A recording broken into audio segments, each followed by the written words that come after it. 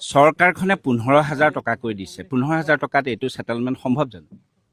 এইটো সেটেলমেন্টৰ কাৰণে দিয়া নাই ৰে, আপোনাক খাবৰ কাৰণে দিছে। খাবলতো ৰেচন দিয়ে আছে।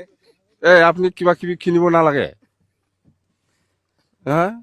মছলা, তেল, চিনো পাউডাৰ এইবিলাক কিনিব লাগিব না নাই? এইটো নালাগে। ৰেচন দি থাকিলে কি হ'ব? ক'ত বহি পেলাই খাব? ঘৰ নাথাকিলে ৰেচন দি খাই জীয়াই থাকিব পাৰিব। আপুনি ঘৰ বনাব লাগিব কৈছে। নাগালেণ্ডৰ মালিক কোন? আমি নাকি? শিৱসাগৰ অসমত পৰে। নাগালেণ্ডত গালি দিব অসমতো লাগিব। খনন হৈ আছে। আপুনি নাগালেণ্ডক গালি দিয়ক না, কিয় আমাৰ অসমৰ কথা কৈ আছে? নাগালেণ্ড কিয় এনেকুৱা কৰিব লাগে? আমি নাগালেণ্ডক গালি দিব লাগে? আপোনালোকৰ কাৰণে আমি এইটো হৈছে। অসমৰ মানুহে কষ্ট পাইছে নাগালেণ্ডৰ কাৰণে, নাগালেণ্ডক গালি দিয়ক। এইটোতো কেন্দ্ৰ চৰকাৰে দিব লাগিছিলে গালিটো। আপুনিও গালি দিব পাৰে, ভাল হওক বেয়া হওক। উকিলে কৈছে যিহেতু, উকিল দাদাই কৈছে যিহেতু মই কৰিম।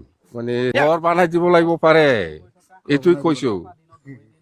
চাব আহিছে এই ইফেক্টেড মানুহসকলৰ অভাৱ অভিযোগ, এইটো খবৰ ল'বলৈ আহিছোঁ মই। শিৱসাগৰ, ইয়াৰ পিছত আমি যাম নাজিৰা, ইয়াৰ পিছত আমি শৰাইদেউ, তাতেও যাম।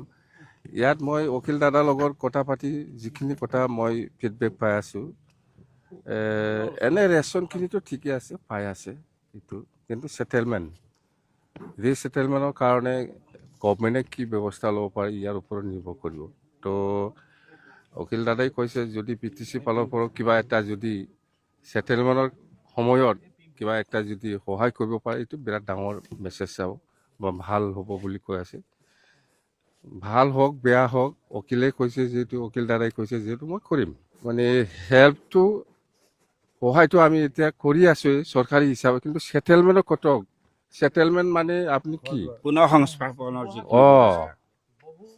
ঘৰ বনাই দিব লাগিব পাৰে, এইটোৱে কৈছো। এতিয়া আপুনি ৰেচন দি থাকিলে কি হ'ব? ক'ত বহি পেলাই খাব? ঘৰ নাথাকিলে ৰেচন দি খাই জীয়াই থাকিব পাৰিব। আপুনি ঘৰ বনাব লাগিব কৈছে। এতিয়া এইখিনিতে আপুনি এটা ঘৰ বনাই দিব লাগিব আমি। চৰকাৰখনে 15,000 টকাকৈ দিছে। 15,000 টকাত এইটো সেটেলমেন্ট সম্ভৱ জানো? এইটো সেটেলমেন্টৰ কাৰণে দিয়া নাই ৰে, আপোনাক খাবৰ কাৰণে দিছে। খাবলতো ৰেচন দিয়ে আছে। আপুনি কিবা কিবি কিনিব নালাগে, হা?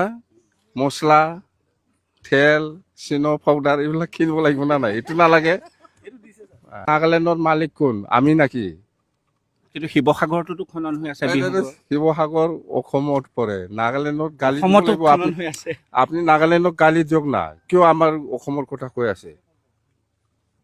নাগালেণ্ড কিয় এনেকুৱা কৰিব লাগে? আমি নাগালেণ্ডক গালি দিব লাগে? আপোনালোকৰ কাৰণে আমি এইটো হৈছে। অসমৰ খিনি বন্ধ হ'ব লাগে। অসমৰ মানুহে কষ্ট পাইছে নাগালেণ্ডৰ কাৰণে, নাগালেণ্ডক গালি দিয়ক। এইটোতো কেন্দ্ৰ চৰকাৰে দিব লাগিছিলে গালিটো। আপুনিও গালি দিব পাৰে।